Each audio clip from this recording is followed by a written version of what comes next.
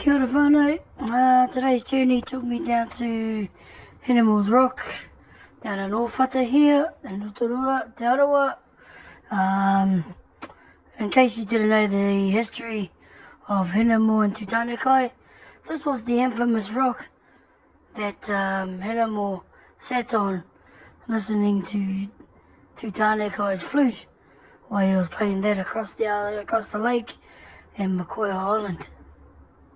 I just thought I'd come and show you guys what the rock looks like and whereabouts it is. Significant place, significant rock, and significant kōrero. Straight across from that rock was St. Peter's Anglican Church. Beautiful church, beautiful scenery. Also another view of the rock again, of Hinemore's Rock. Right next to that rock is the marae, and that marae there is called Tutanekai. So that's Tutanekai and Hinemore were lovers. And that's the story of the pūrākau around in Te ARAWA. Ka moe a Tutanekai ia Hinemore, ka puta mai a te whatu mairangi.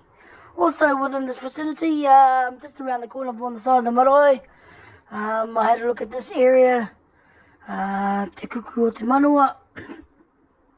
Beautiful area, beautiful marae. If you're ever in the Te ARAWA district, please come down to Ōwhata.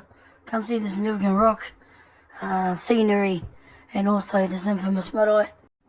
The history to be told is that Whakaue adopted Tutanekai as one of his own, and the parents of Hinemore is Hinemaru and Umakaria were the parents of Hinemore. So ka moe a Tutanekai a Hinemore, ka puta mai te whatu mairangi.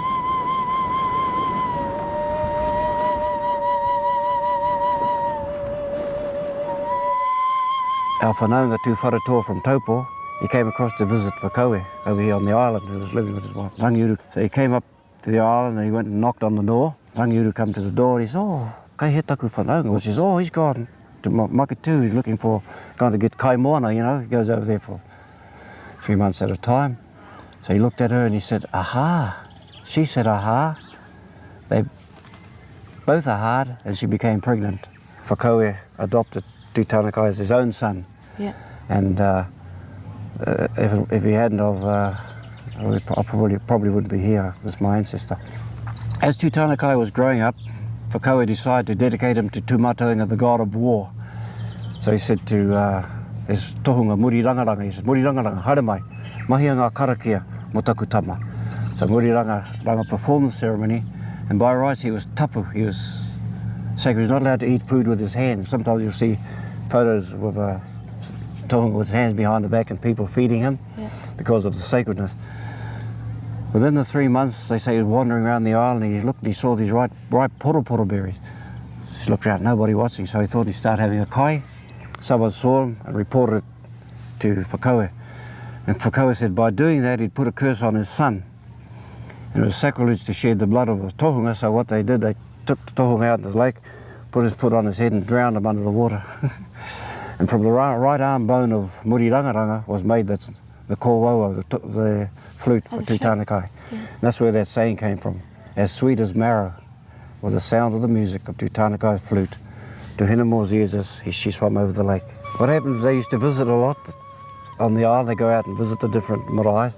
So they went over to Hinemore Point, as it's called now, and Tutanekai looked over and he saw this beautiful maiden. He fell in love with her and she fell in love with him. Hinemore's parents didn't want her to have anything to do with Tutanekai. They said he was a bastard child. But Tutanekai said that at nights I'm going to sit up on kaiweka, I'm going to play my kōwaua. Hinemore could bear it no longer, so she went down to grab a waka, but they had pulled all the canoes up. So they knew what was happening, so she put on these 2 calabashes, goods, jumped to the water, and she swam across to the music of Tutanekai's flute, and she ended up in this pool. Tutanekai's mokai came down to get some water at the spring. As he's going past, he says, "Koi te rā," and he says, "Oh, ko Tiki." Tiki was his name. the Mokai of Tūtanakai, so he went up to tell Tūtanakai. He came running down the pool with his taiaha, looking around. They said there was some flax was hanging over the side. He saw the figure there and he pulled it apart. Aha! She said aha. Because she's from across, they allowed her to marry him. The story of Hinemoa and Tūtanakai on Makoia Island is one of those wonderful love stories that ended happily ever after.